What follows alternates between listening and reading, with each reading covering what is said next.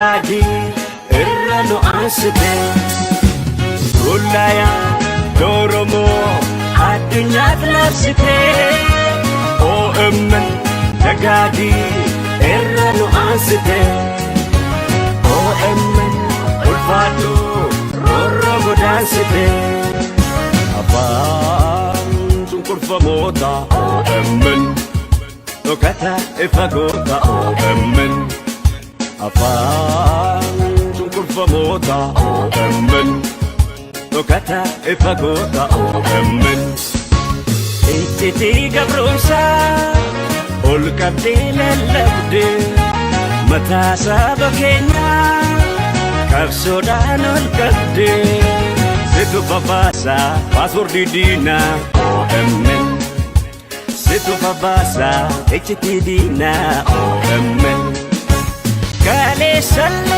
akaratu nofte duga kabte kanatu min kofte media haka dandike kachalu agarra kayoke furmata tinesi de guerra arrasi de guerra korusi de guerra yomusi de guerra Kale salle akaratu nofte duga kabte kanatu min kofte media haka dandike kachalu agarra kayoke furmata tinesi de guerra arrasi de guerra korusi de guerra yomusi de guerra OMN rorro godaansite OMN ulfaatu OMN nagadi OMN ulfaatu irranu ansite Wabi oromiyaa ijaaf gurra keenya boba'aa warraaqsaa urjii qabsoo keenya Ulayaa doromoo addunyaat labsitee OMN ulfaadhu rorro godaansite OMN nagaadii irranu ansite Ulayaa doromo addunyaat labsitee OMN nagadi irranu ansite OMN ulfaatu rorro godaansite dungoo gaaf mudama OMN maaltu si dorgoma OMN dungoo gaaf mudama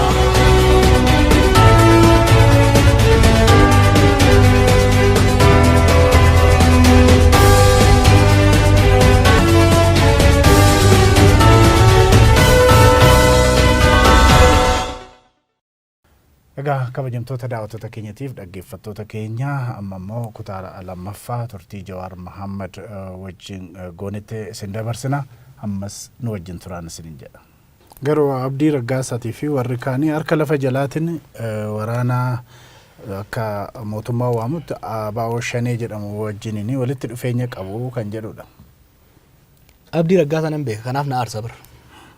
Kijibdi beeyta ina fuufti warri amma odeessituuni. Gaafa waraana san galchuudhaaf nagaa buusuudhaaf deemnu warra gaafsan akkamitti nageenyi bu'a.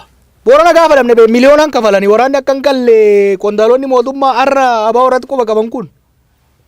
Abdii Raggaasaa garuu hamma xoollay deeme kaambii laalee durarraa koree keessas waan ture. Koree eeganu seenne boodas gaaf tokko rakkoon uumamee san qalle. Haa deemnu rakkoo kana furuu qabna gaafa nan jedhuun. Nyaata qophaa'ee bahe afaan kaachuu dhiiseen wajjin deeme. Akkatti inni waraana galee miidhaa fi dhiibbaa irratti godhameen dallane sanitti qabbaneessan ayyaadha mooraa san qalee keessatti. Abdii Raggaasaa nama taphaatii miti. Nama loltummaa keessa yeroo dheeraa ture, hoggansa keessa nama dheeraa ture. Lolli gahee jira. Qabsoo nagaatti ce'uu qabna jedhee nama hojiitti jiru wajjin hojjetaa turedha.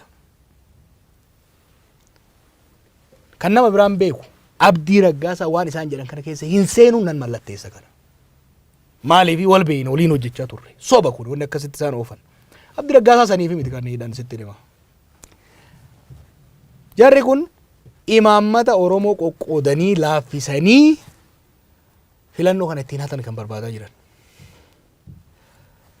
naannoo namatti buusuu barbaadan, walitti buusuu barbaadan, bitachuu barbaadan, doorsisuu barbaadan. Abdiin bitamuu dide, doorsifamuu dide. Kanaaf fuudhanii itti maxxansanii deeman malee waan Abdii Raggaasaatiin wal qabatu miti. Icciitiin hin jiru biyya kana maaliif akkana godhatan? Waraana isaanii wal lolaa jiru kana kan hoogganaa jiru Marroo Dirribaati. Waan icciitii maa godhan? Miidiyaan intarviiyuu kennaa jira. Kun dhugaasaa bakakkooti. Mootummaan akka kaleessa jedhe torban lamaanitti dhukkee irraa kaaseetiin harka kennisiisa jedhee yoo sun dalaguufii dide nuun dalayne jechaa jira miti poolis komishinerichi Wallaggaa Afran keessatti Gujii keessatti misooma hojjetaa hin jirru dadhabne jechaa jira. Eega akkas taate miskiin Abdii Raggaasaa qabsoo nagayaatti jiru maaliif dararan? Dhaqanii Marroo Dirribaatii fi dhugaasaa bakakkoo wajjin kallattiidha yoo qaama sadaffaatiin haasaa keessa galuudha. Sanii miti ka barbaadan. Isaan ka barbaadan sanii miti. Isaan rakkoon isaanii rakkoo waraana saniitii miti. Waraanni sun akka galus waan barbaadan natti fakkaatu. Maaliif akka hin galle gufuu guddaa kan nurra kaayaa ture jara mootummaa keessa jiru. Yoo yaadatte haga ammaatiin yaadadha. Gaafa koree teeknikaa asii bobbaafne Abbaa Gadaa Bayyanaa fi Baqqalaan Faan gama dhihaaanii fi warri kun gama kibbaa deemnu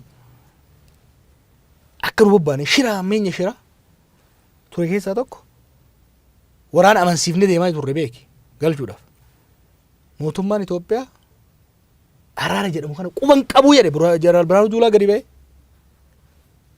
Wanni irratti ba'e Itoophiyaan kan warra salphate sana irratti Itoophiyaan Press Agency irratti ba'e. Booda hoggaan gaafadhu waan hin ji'a dura kenne naan jedhe. Okay.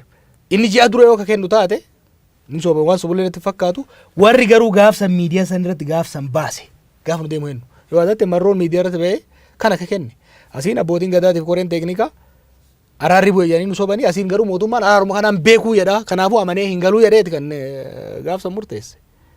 Kanaaf shira guddaa Boorana gaafa dhayne maallaqa kafalanii warri achi jiru meeqa fiddee dhuftee naan jedhan waraanni akka hin galle ammana kafalameera ati hoo galchuuf meeqa kafaluu dhufte sadarkaa ammanatti deeman araarri akka bu'u waan hin barbaadiniif warra akkamiiti tokko Oromoon nagaa akka argatu kan warra hin barbaanne jira. Lammaffaa waan ammaa sana fiduuf deeman yeroo san dubbachaa sin ture na yaada yoo yaadatte wanni jarri kun nageenyi kun akka hin buune waraanni kun nagaan galee akka jiraatu hin goone baay'ee nagaan galuu qofaa miti itti aanaa Marroo gurbaa Diinaraas jedhamu ka nuti galchine Bishooftutti ajjeesanii bar humna poolisiitiin nama nagaa eeggumsa mootummaa jala jiru humna mootummaatiin ajjeesanii bar waraana bakka adda addaatii gale meeqaan tamtuudhaa jira. Araarri akka hin buune humna hin barbaanne jira kana. Maaliif sababatti fayyadamanii adda bilisummaa Oromoo paartilee kaanis geemii keessaa baasuudhaaf. Maaliif namni waan beeku godha. Waanuma Mallasaan Faan 91-92 godhan san riipilee godhuu barbaadanitti malee Abdii Raggaasaa nama darree akka isaan yaadanii akka hin taane uummanni Oromoo beekuu qaba. Gaara dhagamee amma kan hundumaa ta'ee yeroo argitu keessattuu koree teeknikaa keessa yeroo turtetti dhiibbaa godhaa turte waraanni bosona jiru akka galu sanaaf immoo komii adda addaa sirratti ka'a. Har'a yeroo geessee ilaaltu murtii keessatti yookiin sochii goote sanatti gaabbita. Dongorri guddaan goone takkittiidha. Obboleeyyan keenyatu aangoo qabate ilaalcha dongoraas yoo kan qabaanu taate wantoota bu'uuraa irratti walii galla hidhee yaadaa ture. Oromummaa irratti walii galla. Tokkummaa Oromoo irratti walii galla. Fuulduree Itoophiyaa haqi Oromoo keessa eegame irratti walii galla. Eenyutu aangoo irra jiraataa ilaalcha kam paartii kamtu mo'ataa irratti walii galuu dhabuu dandeenya. Garuu hogganoota Oromummaa qabanii wajjin haasayaa turre nan yaadadha. Obbo Daawud bira dhaqee confidently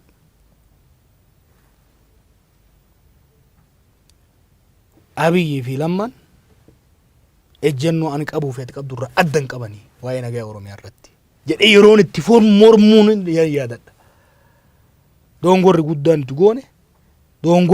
nuti goone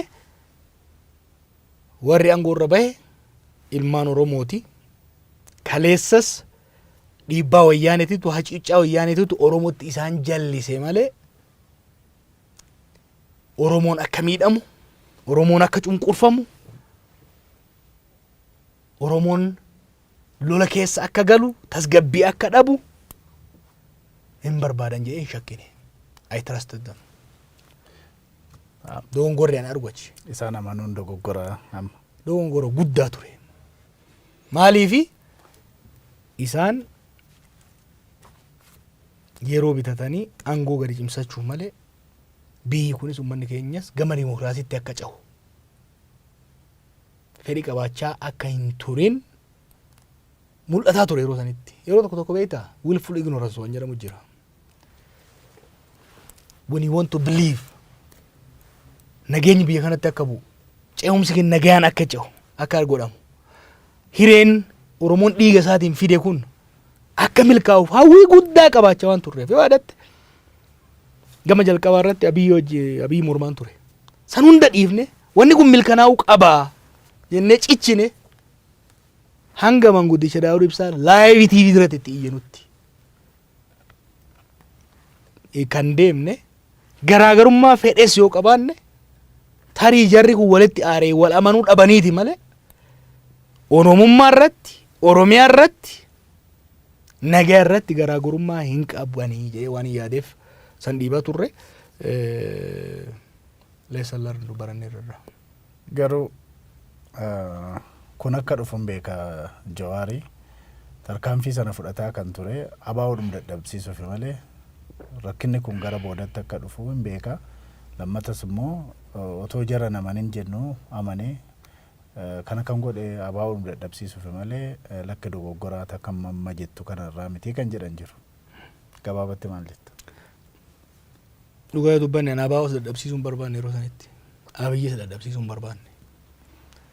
Lamaanuu akka cimanii waliin deeman ture hawwiin kiyya. Durumarraan keessa ture akkan siin jedhu. Nan yaadadhe yeroo dura waan kana keessatti wal godhe nama wayiitu naa bilbile. Paartiin adda addaa biyyatti galaa jira. Adda bilisummaa Oromoo hin galle. Muummichi ministeeraa dhaqee hin galtan jedhee achumaan jalaa bade. Maal wayyaa jedhee namni wayii naa bilbile. Bilbilaan an dubbii kana keessan seenuu jedheen. Seenuu qabdaa. Yoo yaadatte dabbidoolota namni du'aa ture yeroo sanitti. Deettuun takka fa'aa waggaa Daawudaaf deettuu baajaa irratti ajjeesan. Baay'ee yeroo emotional ta'e keessa naa bilbilee namni sun. Bilbila fuudheen obbo Daawudii bilbile. Itti iyyee maal godheen haga tokko amansiisutti geesse. San booda asitti bilbilee hogganoota as jiran wajji haasofne. Tan biraa kan hin yaadadhu yeroo Abiyyiif lammaan Minisootaa dhufan airport irra hanga hoteelatti nagaa wal gaafachuutti aansee kan dura waliin haasofne akkamitti dhimma abaa'oo kana bifa nagaan dhumnaaf hinnaadha. Maaliif dhimma Daawudii fi Abiyyii miti kun abaa'oon seenaa Oromooti. It's the embodiment of Oromo history. Madaa baay'ee jira. Madaa san hunda fayyisuudhaaf dhimma abaa'oo kana nagaan bifa gaariidhaan goolabuun fuulduree Oromiyaatiif fuulduree biyya kanaatiif barbaachisaa jedhee waan hin amanaa ture. Lammaffaa obboleeyyan keenya kun aangoo qabatan continuity aangoodhaa mirkaneessuudhaaf uf duuba mil'achuu akka hin qabne waan hin amanuuf Oromoo ofirra birrachuu hin qabanii rakkoolee Oromiyaa keessaa fi Oromoo keessa jiran nuti irraa danda'uu qabna. Isaan biyyattii ceesuu nyaapharra qofarratti hafuulleeffatan gaja'uun socho'aa turre malee abaa'oonis yoo gale waraana isaa kabajaadhaan galchee akka paartiitti yoo sochee galma isaa galmaan gaachuudhaaf isa fayyada. Amma booda of duuba deemuun hin barbaachisu. Abaa'oofis obboleeyyan keenya aangoo jiraniifis gaarii kanaa jee waan itti amaneef hin deemne jechuudha. Mee gara kaafaa'utti darbina. Egaa amma sila yeroo dubbattu waan barbaanne galmaan geenyete deebine keessattuu gara baha Oromiyaatii fi kibba Oromiyaatti imala goonanii jettee turte Profeesar Mararaa fa'aa wajjin. Garuu gareem sin mormummoo jirraadhuma jedhanii galanii girrisaadhuma ta'aniiti deebi'anii yookiin immoo warra achi ba'e sana ta'an hin beeku girrisaadha kan ta'e guma baasuma jedhanii deebi'anii kana alatti wanti isaanii buusan hin jiru amma sirumaa deeggarsi isaanii jalaa qooraa jira waan hojjetan dhabaniitu jiruyyuu keessattuu gara siyaasatiin kan jedhutu jira. Mee kanuma wal qabsiiftee yeroo ammaa kana gama KFO'tiin maaltu jira gara paartii keetii jechuudha. Actually tuffatamuun gaarii eeyita. Waan jaan kana yotti amanan nu gaarii. Yaadatta alattu gaasaa turre yeroo bookkisan abbaa Isaayii afaan Alamaa Arabii sorri koonis. Yeroo si tuffatan bareeda. Waan hojjennu beeyna tarsiimoo qabna. Geemii sirriitti beeyna.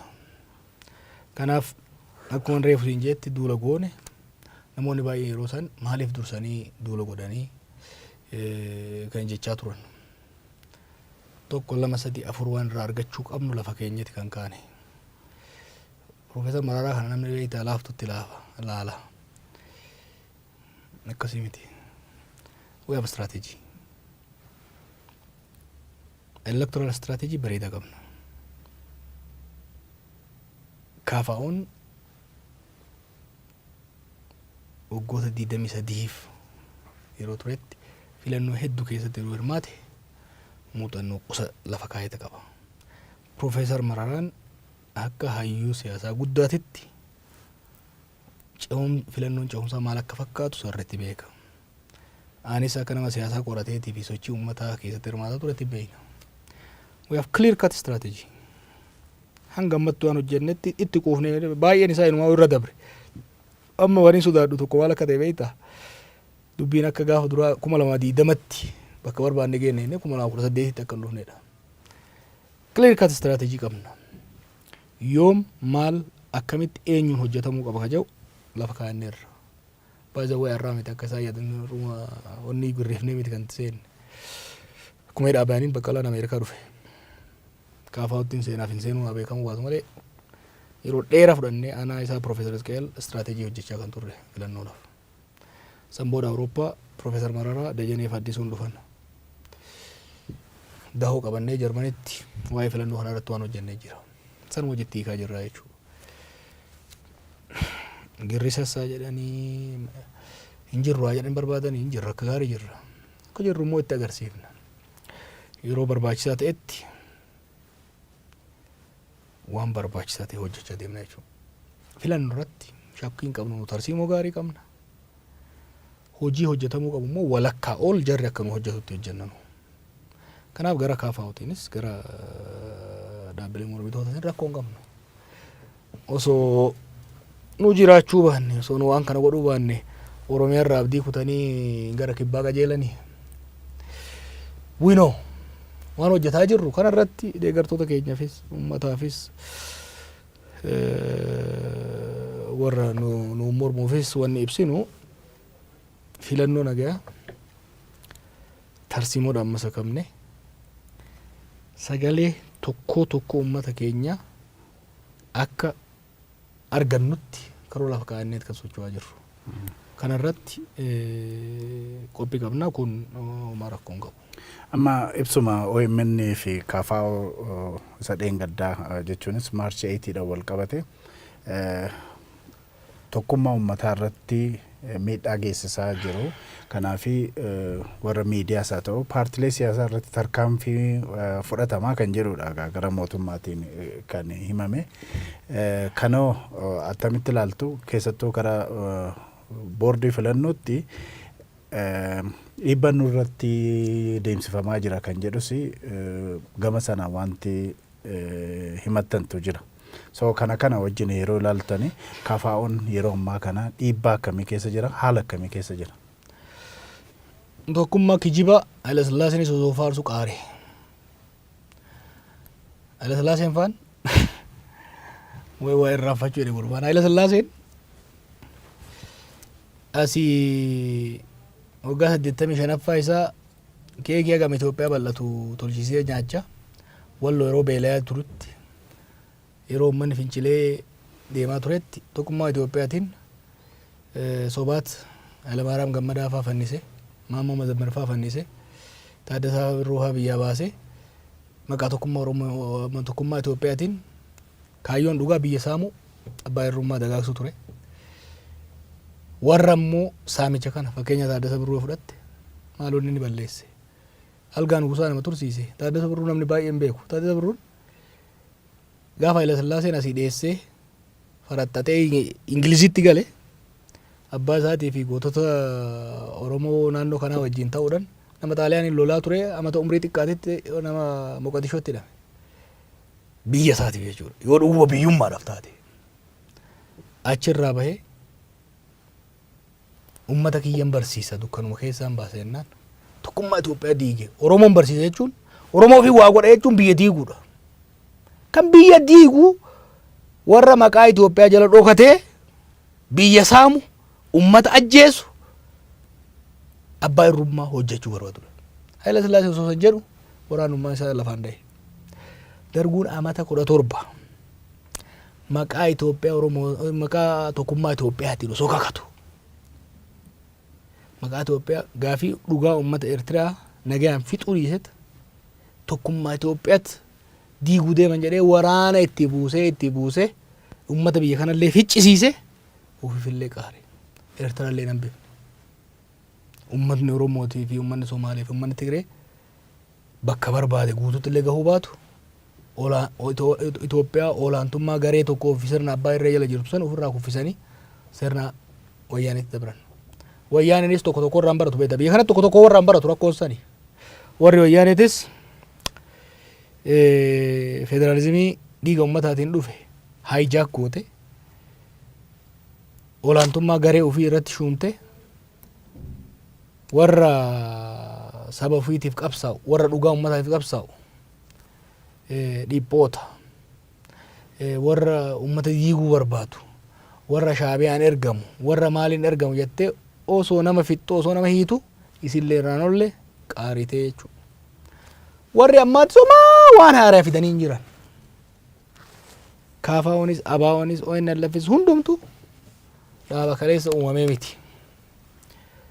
Biyyaafis yoo taate biyya tanaaf biyyuma Itoophiyaa isaan ittiin dhaadatan ittiin of jajan tanaafis yoo taate warra of jaju kanaa ol Mararaa Guddinaatti hojjete. Bilisummaa uummata kanaatiif qabsaa'ee waggaa 9 mana hidhaa keessatti dararame. Sanii as paartii nagayaa dhaabe qabsoo godhaa ture.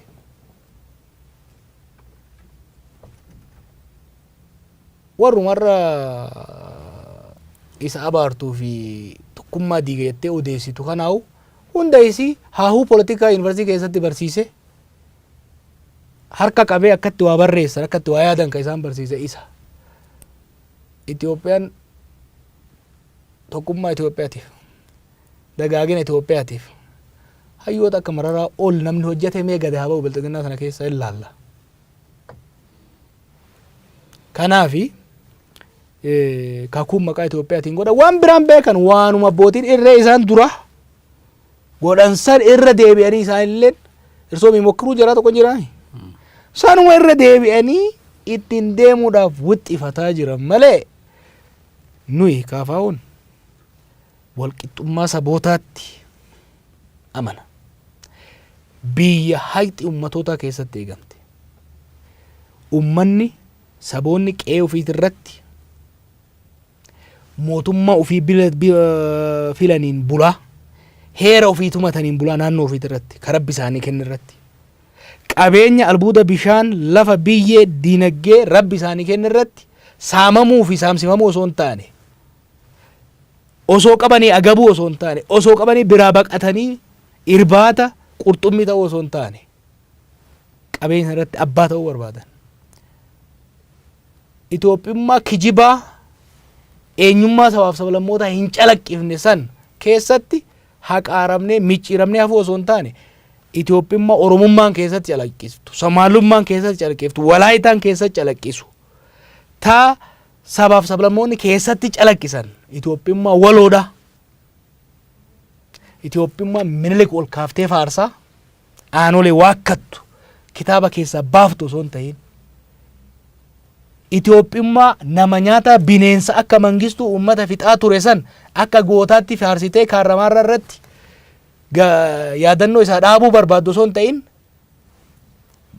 miidhaa ajjeechaa duguggaa sanyii Somaalota irratti godhame san dhugaa galchitee Somaalonni qe'ee isaanii irratti ofiin of bulchaa Itoophiyaa keessatti akka lammii biyya alaatiitti osoo hin ta'in akka lammii biyya kanaatitti walqixxummaan kabajaman san jaaruu barbaanna. Kanaaf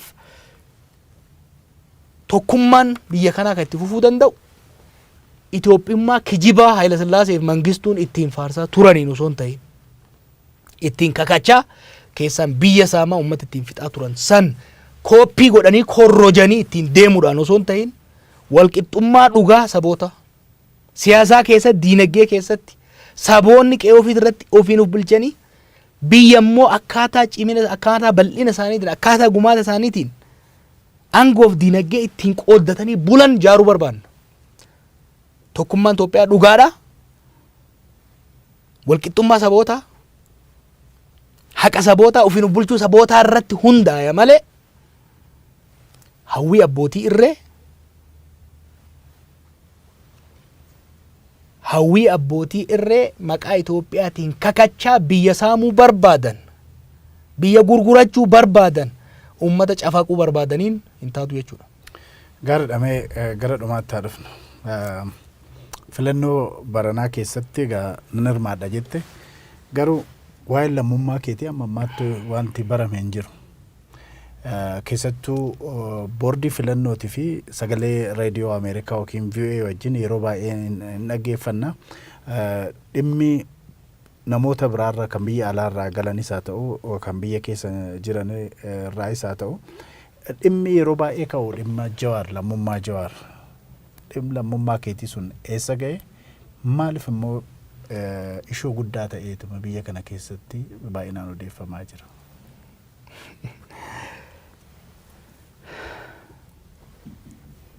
Nama waan kan hordofatu muuziqaa asteer tokko na ergi ixaaf xaalsimee gajira.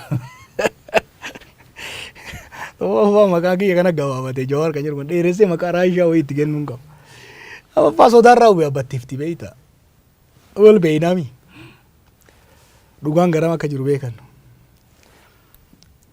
Ambee tarii ma kana ajandaa akka ta'u hin barbaanne malee waa baay'ee dubbachuu hin danda'a.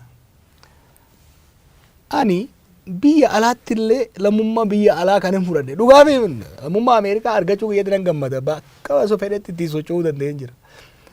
Sitti maan ture yeroo Ameerikaa turre paaspoortii kiyya dulla ciccitaa Itoophiyaa sana yoo agarte paaspoortii saniin socho'aa ture Singaappoor irraa kaasee hanga Kaanaadaatti hanga Oksforditti biyyoota deeme hunda keessatti.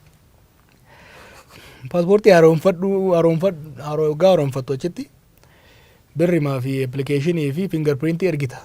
Koottuu naan jedhan embasii. Koottuu tana maaltu fide qamaleetu leenca qamaleetu muka koreedhan muka korteeti leenci dhufeet qabumee gabbu inaasofna jedheen. Jetteen qamu sin tuqu gabbu inaasofna jedheen. Inaasofnaan waan jiru inaasofnaan kun inaasofnaa fi gabbuun kun waan jiru sin tuquu tana maaltu keessa fide jetteen beeyta. Yeroo sani koottu embasii naan jedhan kana biraa yaamne. Yeroo san immoo jaraa walit jirra. Lakkii kun hin taane jeetiin lammummaa Ameerikaa fudhadhee paaspoortii warra digiriin kaardiin qaban ture. Paaspoortii fudhadhee socho'aa ture. Akkanas dhufuuf murteesseen hogganootaas jira wajjin haasaa turre ajandaa godhatan malee. Ani murteesseen dhufeen biyya kiyya deebi'uudha. Biyya kiyya deebi'ee hanga lubbuun tiina keessa jirtutti uummata kiyya tajaajiluudhaan murteesseen dhufe. Kotata kiyya fudhadheen gale. Paaspoortii naa kennaan jedheen lammummaa gana jijjiiruun edaa jennaan lakki haalli kun hin beekamu yoo rakkoon tokko gahe gadi baatee qabsoo kana tuufuu qabdaa warri jee warra biitan hoogganaa jiru. Okey jedheen fudhadhe socho'anii ture.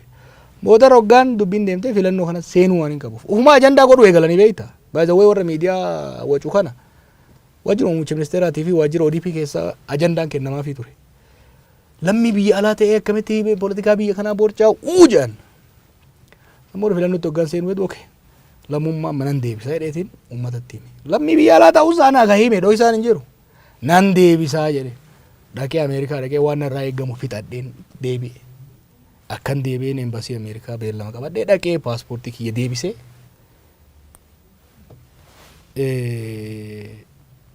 loss of nationality kan jedhus naa kennan.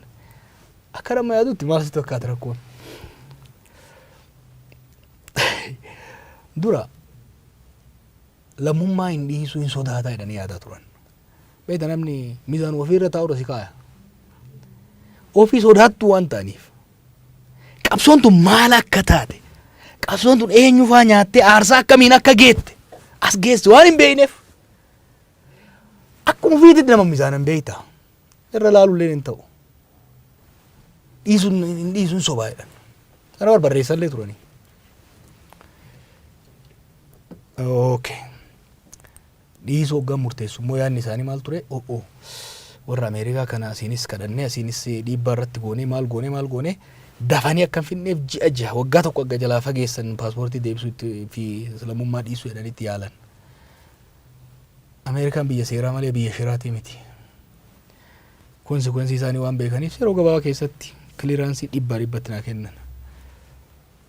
Seerri biyyana wanni gaafatu biyya kana deebitee jiraachuu kiyya ummata hunda beekaa ragaa wajjiin wal qabsiisee. Wanni lammataa gaafatu lammummaa biyya alaa deebisuu kiyya paaspoortii deebisuu qofa osoo hin tahin deebisee lammummaan Ameerikaa narraa mulqamee Ameerikaan homaa narraa akka hin barbaanne kan mirkaneessu loss of nationality certificate Department of State irraa Ameerikaa irraa naa dhufe kana lamaan wal qabsiiseetiin xalayaa wajjiin qaama dhimmi ilaalu immigireeshinii mootummaa Itoophiyaatti galche. Xalayaan amma ka barreeffame akkuma reefu hin jedhu dura hin galchuu hin sobaa ka jedhurraayi. Beektaa tokko akka ofiitti nama laalti. Maal godhanii jiran asitti fakkaatu biyya kana keessatti. Biyya kana beektaa corroqa walloluun kun odoo hafee wayya. Corroqa keessatti walloluun kun odoo hafee wayya beektaa. Taphni corroqa keessaa kun odoo hafee.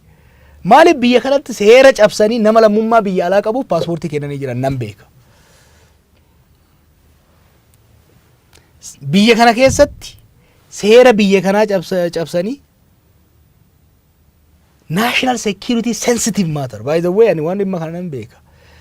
Amma biyya Ameerikaatti dual citizenship hin ayyama lammummaa biyya lama. Dual citizenship bakki itti ayyamne jira.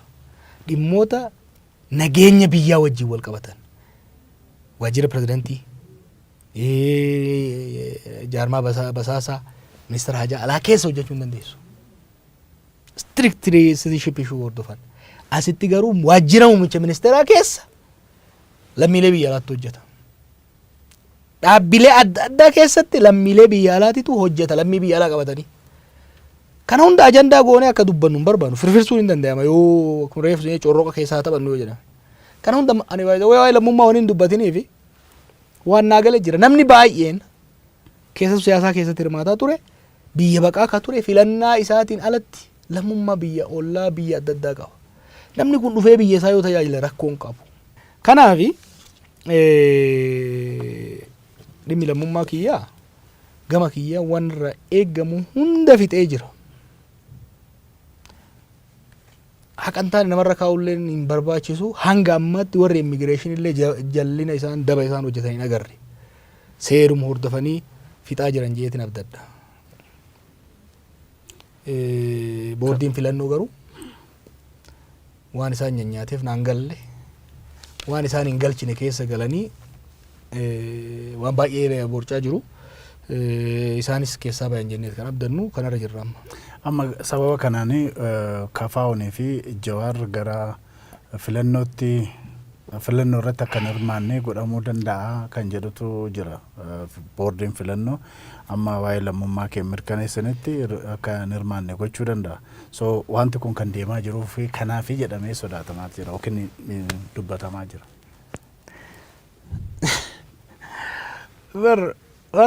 Qonna ofiitiin nama safartii rakkoon isiisanii. Qonna ofiitiin nama safartii malee ka qabsoofnu Mararaa filachiisuuf, Jawaar filachiisuuf, Daawud filachiisuuf, Kamaal filachiisuuf miti.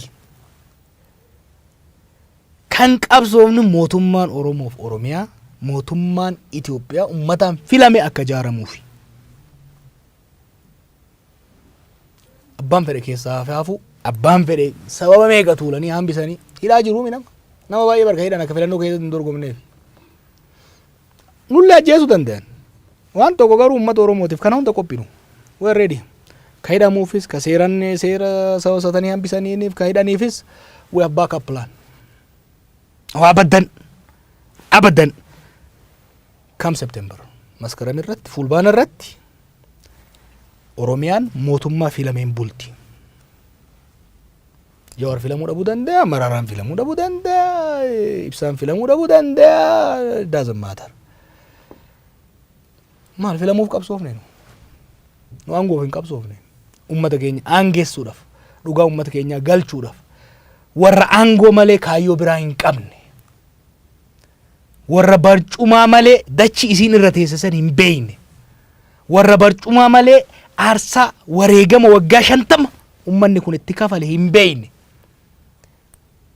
warra hadhaa gabrummaaf mi'a bilisummaa hin beeyne, warra aarsaan qabsoo maal akka taate hin beeynetu abaluu yoo dorgome abaluu yoo dorgomuu dhabe. This is irrelevant nuuf. Qabsaa'ota Oromootiif eenyu pirezidantii ta'a, eenyu maal ta'a, eenyu kana ta'a is not an issue. Saniif issuun kan nuuf issuun ummanni keenya filannoo bilisaatiin namaa fi paartii barbaade filachuu qaba.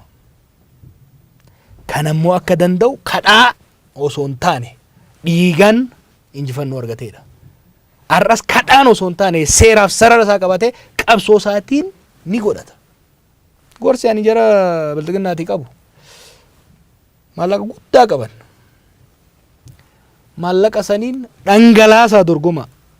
Miidiyaan keessaniif ka warra shariikan keessanii baay'ee saniin fayyadama. Olola barbaaddan maqaa nu balleessa itti deema.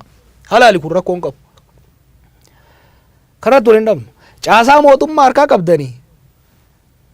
Caasaa mootummaa saniin akka barbaadaniif nama hawwadhaa sochoosa. Advanteejii qaban kun bada advanteejii qabdan. Mallaqa ni qabdan, caasaa mootummaa harkaa qabdan, miidiyaa adda addaa harkaa qabdan. We don't expect fair election. Filannoo wal madaalawaan eeggannu hin barbaannu saajaan qabnu sanirra. Nuyi ka jennu filannoon nagayaa haa godhamu.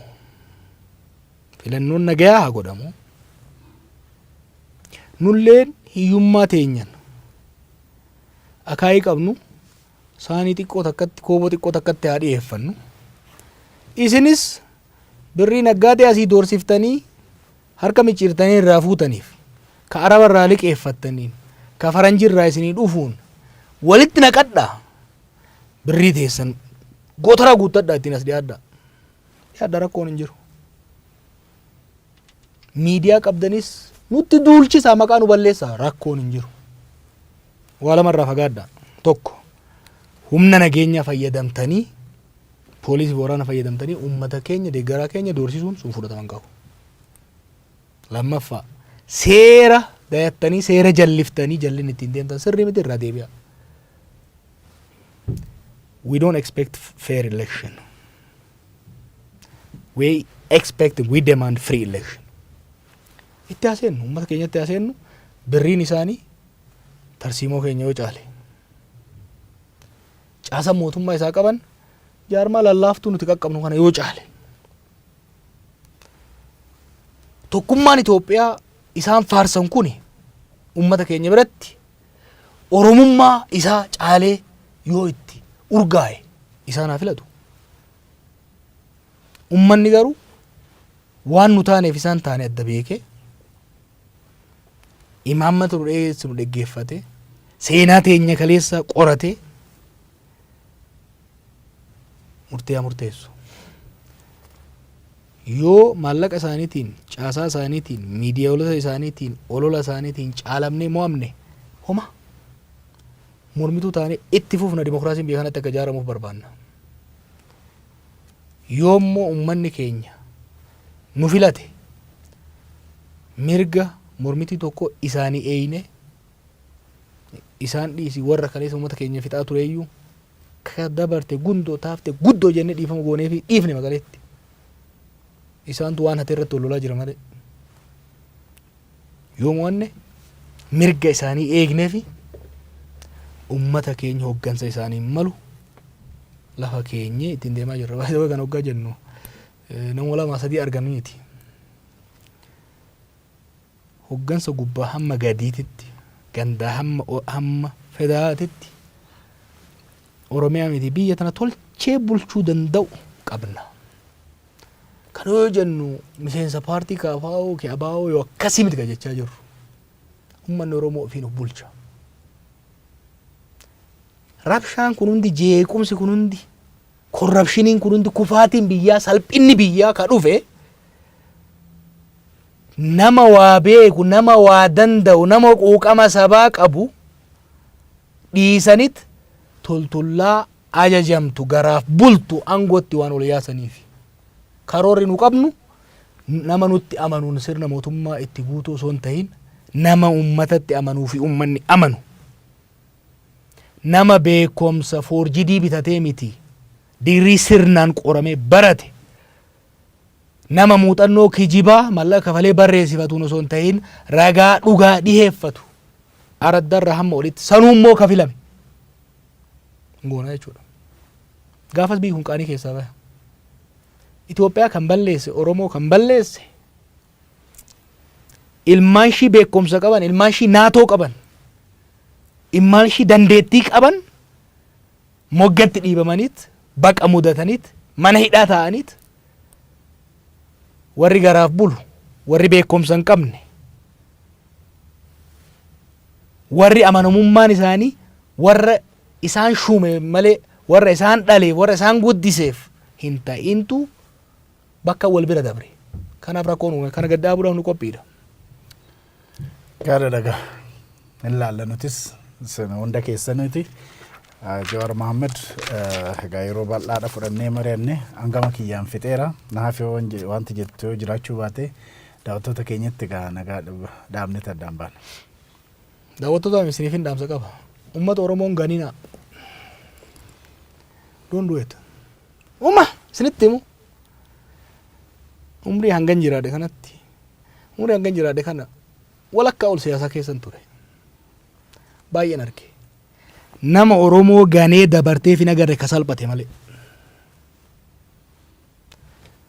Sodaattanii, sossobamtanii, doorsifamtanii akka miidiyaatti dhugaa Oromoon jallisinaa. Kijiba ormaa ol hin tuulinaa. Dhugaa osoo agartanii ija cufatinaa. Dhugaa Oromoo gara cabxeen hayatu dubbadha. Oromoo irratti zulmiin hanni dhiibbaan godhamuun aranee galle. Warra miidiyaati hin irraanfatinaa. Warri akka Ayyuu Abubakar Muusaa dhugaa Oromoo waan dubbataniif miidiyaa xiqqootti waan dubbataniif fannifaman. Fannifamuun isaanii maqaan isaanii seenan akka isaan wajjin bare miidiyaa Habashaa keessa ka iyyaa ture baay'eemi. Karra maqaa yaadannu meeqa? Ayyuu Abubakarii fi Abubakar Muusaa garuu yaadan. Gootummaadhaan amanamummaadhaan dhugaa irratti cichanii warreen wareegamaniif isaan wareegamaniif maqaan isaanii qabrii ol jiraarra. Warri waa gaafsan garuu Haile Sillaasee jala shururuke, Darbuu jala shururuke, Mallasaa jala shururuke, har'a ilmaan isaanii isan maqaa isaanii yaamamuu hin saalfatti. Wareegamni fedhe haa dhufu, aarsaan fedhe haa dhufu, dhugaa Oromoo irraan jallatina. Dhugaa Oromoo irraan jallatina. Eebbisaa addunyaa dhugaa Oromoo waan dubbateef mucaa kichuu harkisanii ajjeesan asitti. Haga har'a walli isaan hundi isaan dhaadata Oromoon hundi isaan dhaadata. Warra Haile Sillaasee faarsaa oole, Dargii faarsaa oole, lola isaatitti bubbee afuufaa ture, warri Mallasaa jala fiigee deemaa ture, ol je'ee uummata laaluu hin danda'u har'a. Kanaaf waan lubbuun jalaan baatu gubbaan malee ama dhibban jiraanu guddatu ama 50. Kanaa jecha namni sodaatee haga fedhe nyaanne boorciin kiyya kanarra achi guddatu. Banni wanni dhufu hin jiru. You know? Sodaatanii uduban deebinaa sodaatanii duudunuma jirti. Hin bitaminaa bitamtanis homa. Homa waan amma isin nyaattan irra tan ol dabalu hin jiru. isin qofaa miti warra miidiyaa hundaaf wanni an gorsu dhugaa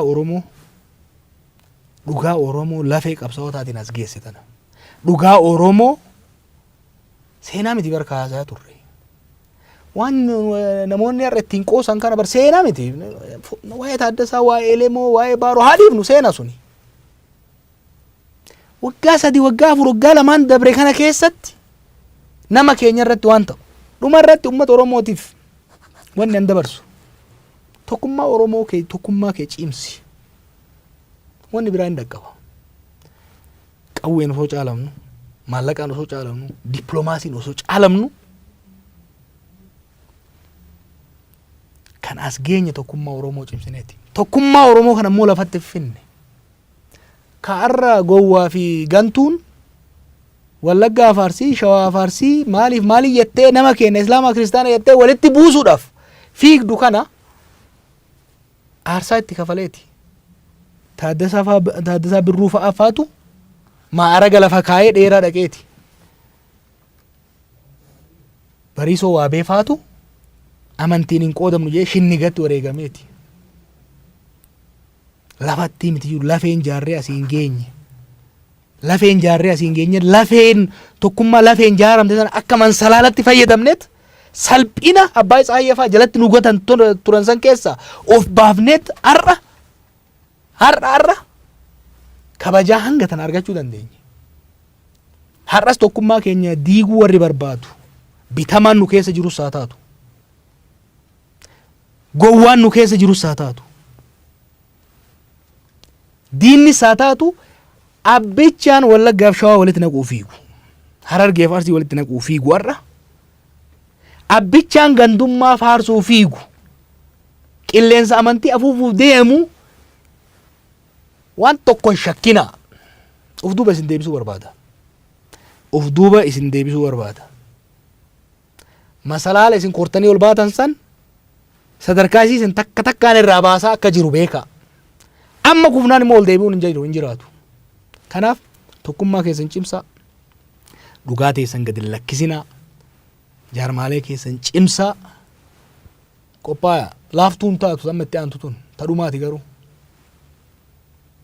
hojii itti fufnaa isinis itti fufaa kanuma jechuu barbaada. Hedduu galatoomi Jawaar Mohaammad kabajamtoota daawwattoota keenyatiif dhaggeeffattoota keenya turtii Jawaar Mohaammad wajjin goone kanarraa kanumaan raawwannaa ogeessa teeknikaa UL bal'inaa wajjin Dajanee Guutamaan ture Jawaar hedduu galatoomi yeroo biraas dhuftee akka gara stuudiyoo keenyaa dhuftee akkanumatti ibsa akka nuu kennitu abdiin qaba egaa daawwattoota keenya kanarraa kanuma nagaan nuu tura.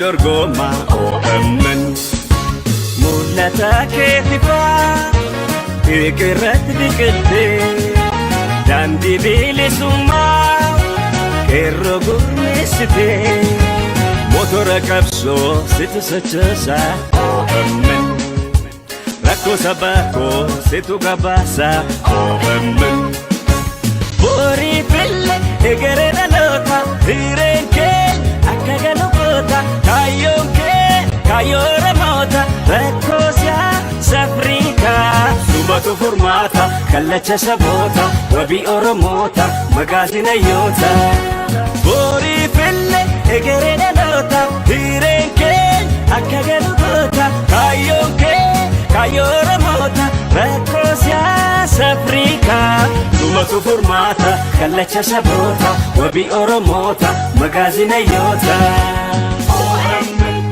Fatu, roro mugasile